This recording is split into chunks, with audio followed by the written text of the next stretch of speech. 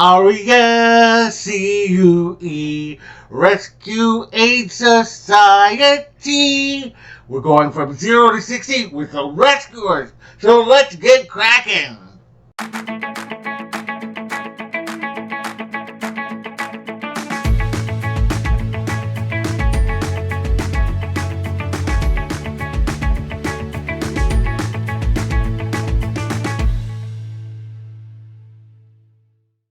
Hello all my explorers, and welcome back to Loren's Adventures Out There. And if you're new, thank you so much for joining us. We really appreciate it. My name is Loren, and I'm with Castles, Capes, and Clones, where we discuss everything in the Disney universe. We do unboxings and hauls, pins, box swaps, Disney news, Disney reviews, and more. So if that sounds fun to you, we'd love it if you would subscribe to our channel, hit the bell for notifications, and do like this post, as it really does help us out. So we are continuing our series from 0 to 60, where we look at the films of Walt Disney Animation Studios, starting with Snow White and the Seven Dwarfs, and going until Encanto, all 60 films. And today, I am super excited. We are going to talk about 1977's The Rescuers. Now, anybody who watches me regularly knows that is my favorite Disney film. And I'll tell you why. Because, picture this, 1977, disco was king, Saturday Night Fever, Star Wars at the top of the charts. You got all kinds of movies coming out in 1977, and you had two Disney films that had animation in them. One of them was Pete's Dragon, and the other one was The Rescuers. Yes, The Rescuers!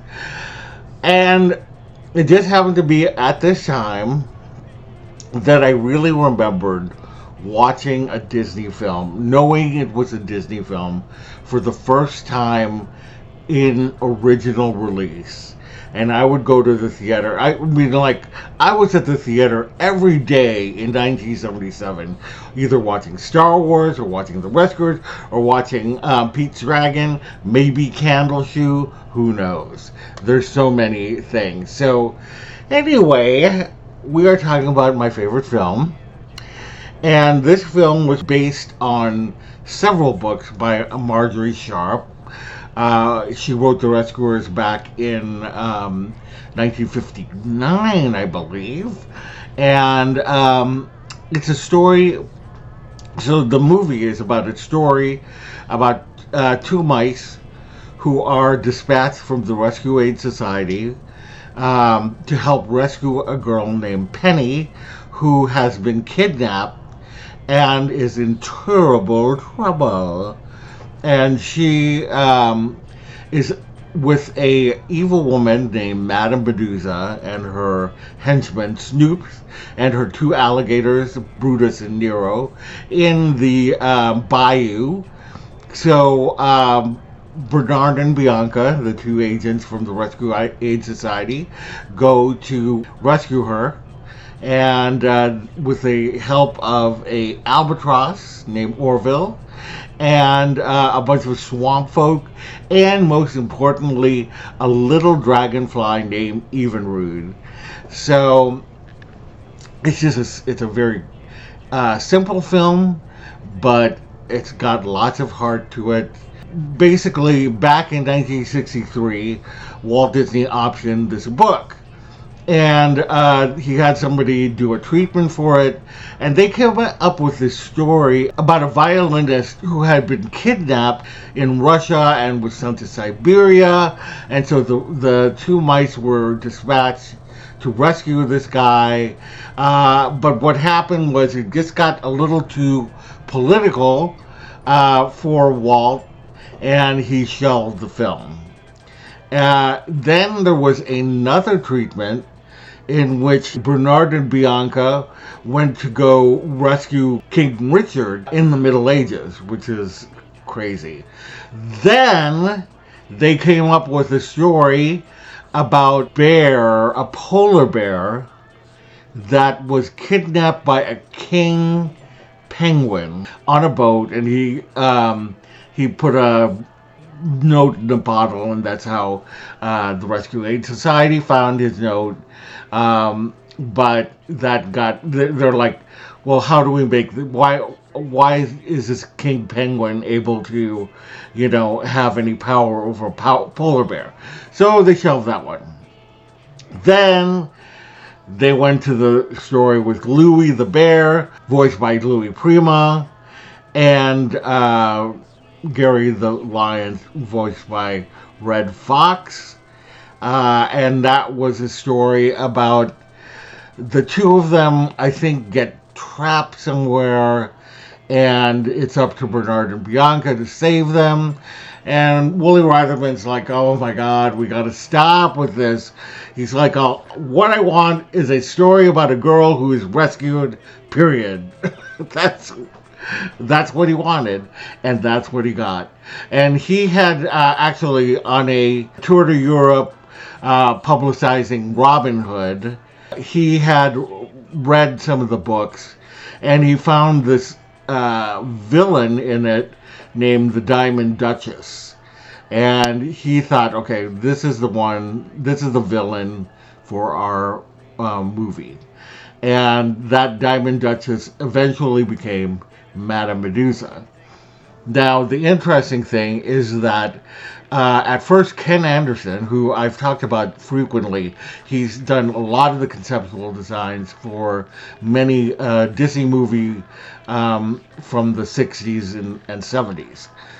And he started drawing Cruella de Vil in more updated clothes with the bell bottoms and platform shoes and things like that. And, to suggest that instead of this Diamond Duchess being Madame Medusa, that it would be Cruella de Vil.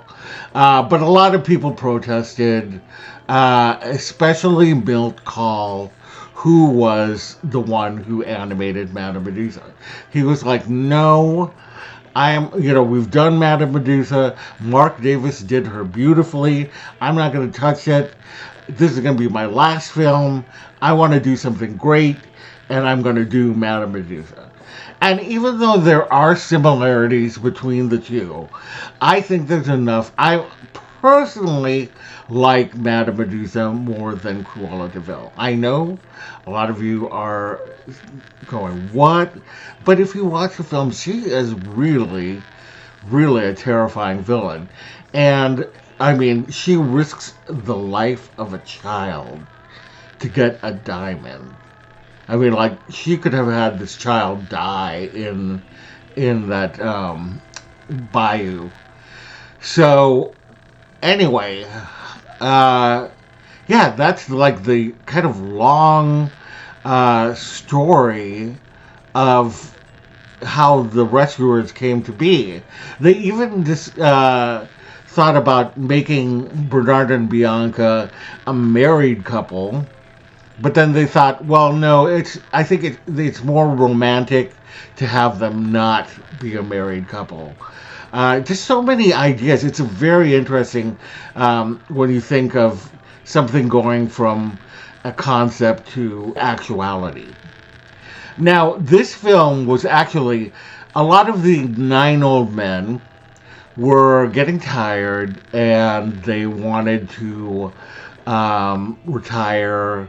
John Lounsbury, unfortunately, he was one of the directors, along with Wooly Reitherman.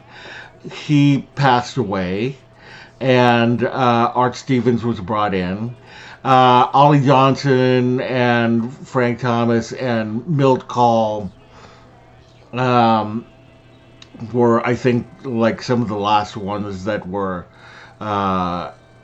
working at Disney, and this would be their last film together. Ron Miller, as you know, Walt's son-in-law, and who was a vice president, he wanted to keep the tradition of animation going, and so he developed a training program at Disney that I know of. Like, it is hard to get into Disney. Just in case you're wondering, they basically went in and started training the new generation of animators on this film, including Glenn Keane and Ron Clements, amongst others. They were the architects, basically, of the Disney Renaissance. So this is a key film for Disney in its history. And the music for the film was actually, a lot of people say that it's dated, and it is. You know, it's very 1970s. But I love that about the film. I love the fact that it is, you know, it's got a very period sound, and the music was written by Carol Connors and Ann Robbins, and they were a songwriting duo, and they came in and wrote the music. They collaborated with the famous composer from like many a Disney movie, Sammy Fain, to write the song "Someone's Waiting for You," and that was actually nominated for an Oscar. Unfortunately, it did not win, but it was nominated, and all the songs were sung by Shelby Flint. And I think that she has a lovely voice. I love the music to The Rescuers personally, and I think that it's all great. So anyway, it opened actually to a lot of great critical review as well as box office success. It was very successful in the box office. A lot of people were saying that the film was the best Disney film since Mary Poppins. So lots of critical review. It's sad, you know, like a lot of these films just kind of end up falling to the wayside, and The Rescuers is one of them.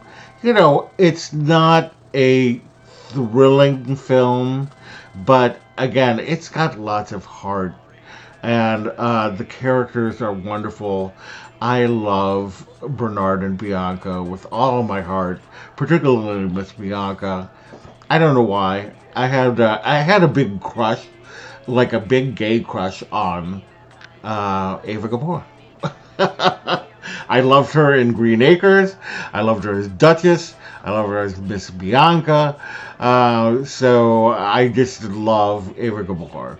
It should also be of note that this film was the first film to have a sequel, not Frozen, but Rescuers.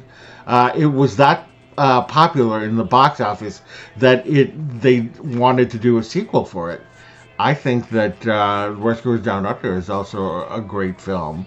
I'm still a original. I'm a fan of the OG, but Rescuers Down Under is also has a very special place in my heart, and we will get to talking about that film when we get there.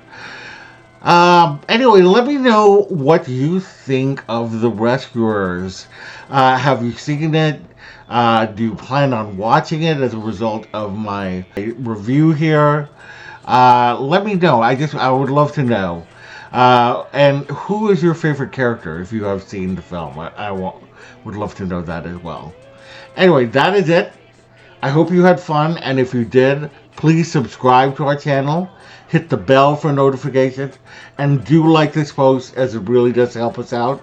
Visit us on all of our socials down below. Visit our website at www.castlescapesandclones.com. Thank you so much, and we will see you later. Bye!